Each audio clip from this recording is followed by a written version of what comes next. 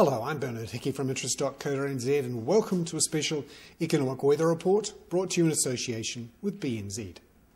Today I want to have a look at three sectors of the economy, how they're performing and what it might mean for interest rates. Firstly, the manufacturing sector.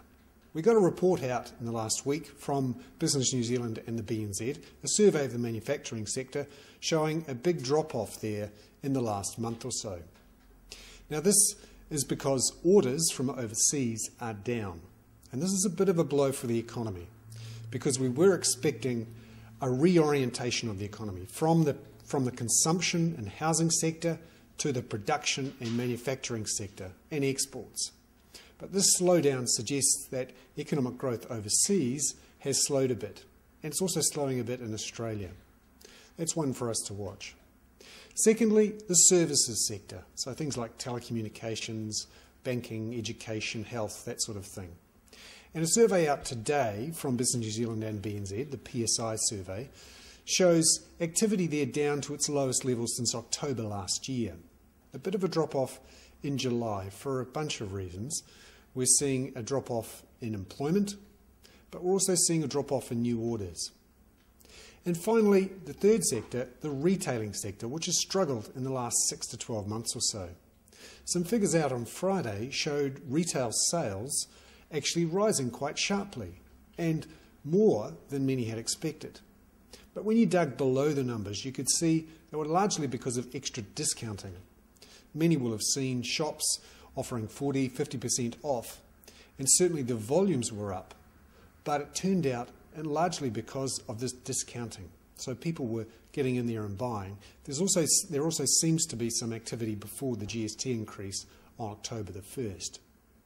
Now what does this all mean for the economy? Well, at the moment, the financial markets expect interest rates not to rise much in the next 6 to 9 months. In fact, they see the official cash rate that the Reserve Bank sets only increasing maybe another 25 basis points from its current 3%. Now this is vastly lower than the Reserve Bank's own forecasts. Remember, its last forecast saw the official cash rate rising to 6% by the end of 2011. Now since then the Reserve Bank has said it won't be rising that high or that fast. But still, it seems that financial markets have gotten ahead of where many of the economists are actually saying. BNZ still expects interest rates to increase over the next year or so, and other economists too expect the economy to keep recovering and for the Reserve Bank to keep withdrawing that stimulus. Various people say it could continue to rise to 4.5% from its current 3%, although markets are expecting a rise of only 25 to 50 basis points over the next year or so. What does that mean for interest rates? Well, if you're on a floating rate, you're currently paying around about 6.25% after the most recent increase in the official cash rate.